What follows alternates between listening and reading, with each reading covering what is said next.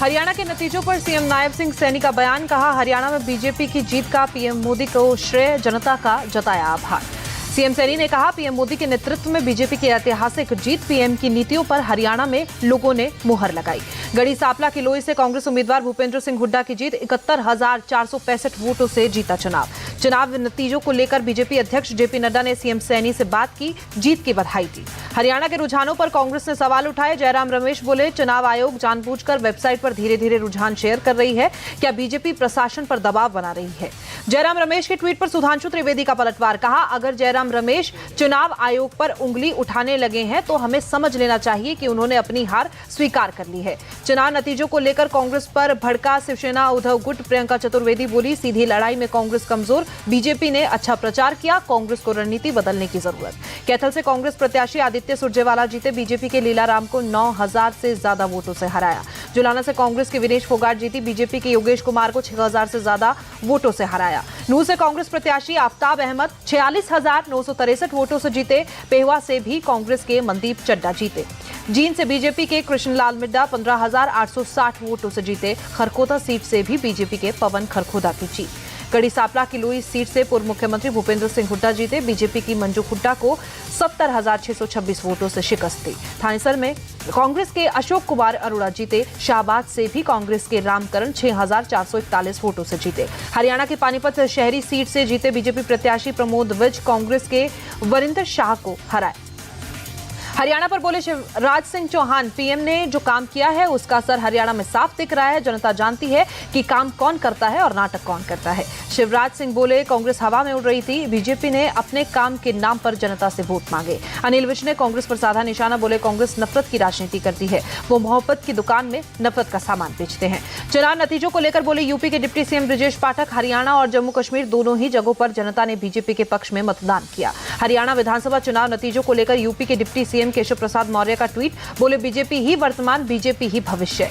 कांग्रेस को इशारों में केजरीवाल की नसीहत, बोले इस चुनाव की सबसे बड़ी सीख अति आत्मविश्वास में नहीं रहना चाहिए, हर चुनाव हर सीट मुश्किल होती है।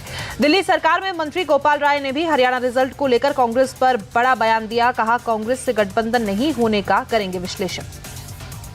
हरियाणा विधानसभा चुनाव नतीजों पर गिरिराज सिंह ने कहा, राहुल को हरियाणा की जनता ने औकात बताई, एक मोदी सब पर भारी। राहुल गांधी पर हमलावर हुए केंद्रीय मंत्री गिरिराज सिंह, बोले राहुल गांधी में बात करने का सेंस नहीं।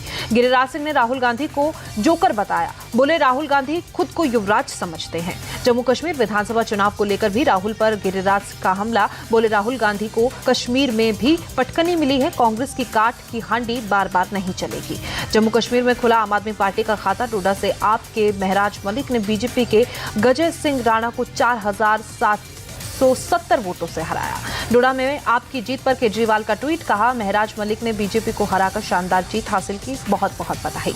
जम्मू कश्मीर की कुरेद सीट से नेशनल कॉन्फ्रेंस की जीत, नजीर अहमद 11,000 से ज्यादा वोटों से जीते। श्रीनगर में फारूक अब्दुल्ला ने कार्यकर्ताओं से मुलाकात की, अभिवादन स्वीकार किया। रुझानों में कांग्रेस और नेशनल कॉन्फ्रेंस गठबंधन को बढ़त है।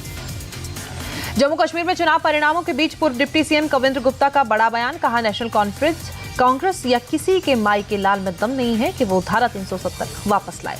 कविंद्र गुप्ता बोले, घाटी में समीकरण ऐसे हैं जो हमारे पक्ष में नहीं है, अन्यथा हमारी सीटें बढ़ती। लखनऊ में सीएम योगी ने अनुसूचित जाति और जनजाति आयोग के नए सदस्यों के साथ पहली बैठक की, कई मुद्दों पर बात की।